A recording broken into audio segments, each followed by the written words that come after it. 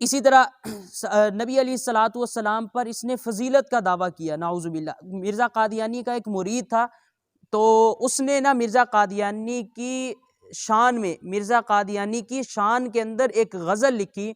उस गज़ल के अंदर वो मिर्ज़ा कादियानी के बारे में लिखता है, कहता है कि मोहम्मद फिर उतर आए हैं हम में। मिर्ज़ा कादियानी के बारे में कह रहा है, कहता है कि मोहम्मद यानी कि मिर्ज़ा कादियानी फिर उतर आए हैं हम में, और पहले से बढ़कर हैं अपनी शान में। मोहम्मद देखने हो जिसने अकमल, गुलाम अहमद को देखे कादियान में। नाउजुबिल्ला सुम्मा नाउजुबिल्ला।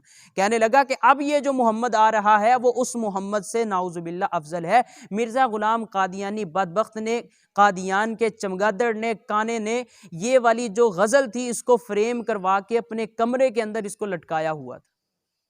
यानी कि इसको बताना ये चाहता था लोगों को कि नाउजुबिल्लाह मैं मोहम्मद सल्लल्लाहु अलैहि वसल्लम से भी अफजल हूँ। तमाम अंबिया किराम अलैहिमुस्सलाम की इस बदबख्त ने तौहीन की है। ईसा अलैहिस्सलातु वस्सलाम की तौहीन करते हुए वो अपनी किताब में लिखता है कि ईसा अलैहिस्सलातु वस्सलाम की 3 दादियाँ और नानियाँ ज़िनाकारा थी। नाउजुबिल्लाह सुम्मा नाउ, ये आपके सामने लिखा हुआ है, कोई ज़ुबानी कलामी बात नहीं कर रहा। इसी तरह वो ईसा अलैहिस्सलातु वस्सलाम के बारे में लिखता है कि आज के दौर के अंदर यूरोप के अंदर जिस कदर जुआ, शराब, जिना ये आम है, ये इस वजह से है कि ये जिसको नबी मानते हैं यानी ईसा अलैहिस्सलातु वस्सलाम को, तो वो इन तमाम बुराइयों के अंदर मुब्तला थे। नाउजुबिल्लाह सुम्मा नाउजुबिल्लाह। यानी कि ईसा अलैहिस्सलातु वस्सलाम को ये जानी, शराबी, कबाबी ये सब कुछ करार दे रहा है। नाउजुबिल्लाह। अरे मरियम सिद्दीक़ा अलैहिस्सलाम कि जिनके बारे में कुरान मजीद में अल्लाह रब्बुल इज़्ज़त ने इनकी पाक दामनी को बयान किया। पूरे एक रुकू में अल्लाह रब्बुल इज़्ज़त ने मरियम सिद्दीक़ा अलैहिस्सलाम की पाक दामनी को बयान किया। लेकिन ये बदबख्त मिर्ज़ा गुलाम कादियानी, कादियान का चमगादड़, ये अपनी किताब में लिखता है, कहता है कि मरियम सिद्दीक़ा का एक यूसुफ नामी बंदे के साथ गलत ताल्लुक था जिसकी वजह से ईसा अलैहिस्सलाम पैदा हुए। नाउज़ुबिल्लाह सुम्मा नाउज़ुबिल्लाह। हज़रत तमाम सहाबे किराम की तौहीन, इसी तरह अहले बैत की इसने तौहीन की, कुरान मजीद की तौहीन की। कुरान मजीद की तौहीन करते हुए ये अपनी किताब के अंदर लिखता है, तज़किरा यानी वही मुक़द्दस। वही मुक़द्दस से मेरी और आपकी मुराद क्या होती है? कुरान मजीद। ठीक है जी, वही मुक़द्दस से मेरी और आपकी मुराद क्या है? कुरान मजीद है। लेकिन ये देखें, ये अपनी किताब, कौन सी किताब कि जिसके अंदर ये सारी तौहीनात जो मैंने अभी आपके सामने बयान की, ये सारी जो तौहीनात जिस किताब में लिखी हैं उस किताब का नाम तज़किरा है, यानी कि वही मुक़द्दस यानी कि कुरान मजीद। और आज भी कादियानियों के नज़दीक ये तज़किरा किताब कुरान मजीद का दर्जा रखती है। नाउज़ुबिल्लाह। और मिर्ज़इयों के इस कुरान मजीद के अंदर ये सारी की सारी तौहीनात मौजूद हैं। नाउज़ुबिल्लाह। वो कुरान मजीद के बारे में अपनी किताब में लिखता है कि कुरान शरीफ खुदा की किताब और मेरे मुंह की बातें हैं। नाउज़ुबिल्लाह सुम्मा नाउज़ुबिल्लाह। मिर्ज़ा कादियानी पे लानत, यार कम अज कम होते थे लानता ते पाओ बगैरत थे। कादियानी पे लानत, मिर्ज़े पे लानत बेशुमार। ठीक है जी, कि कुरान मजीद के बारे में इसने कितनी गंदी तौहीनात की हैं कि कहता है कि कुरान शरीफ खुदा की किताब और मेरे मुंह की बातें हैं। नाउज़ुबिल्लाह सुम्मा नाउज़ुबिल्लाह। अहादीस मुबारका की इसने तौहीन की, जिहाद की हुर्मत का ऐलान किया, हरमैन शरीफैन की तौहीन की है, और कलमा तय्यबा की हकीकत। यहाँ पर बात को तवज्जो से समझिएगा। ये आप हजरात के सामने एक तस्वीर है, आपको नज़र आ रही है ना सबको?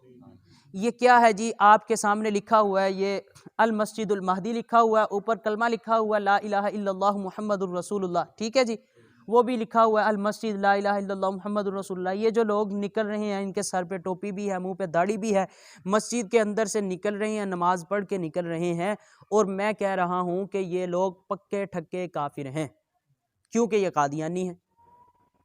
कोर्स बढ़ने से पहले अगर मैं आपको ये तस्वीर दिखाता और आपको कहता कि ये बंदे काफिर हैं, तो मुझे यकीन है, उम्मीद नहीं, मुझे यकीन है कि आप सब मेरे पास जमा हो जाते और कहते हैं कि मौलवी ज़्यादा दिमाग खराब हुई है, ए वेखो मसीतों नमाज पढ़ के निकल रहे हैं तो मौलवी साहब कह रहे हैं बंदे काफिर।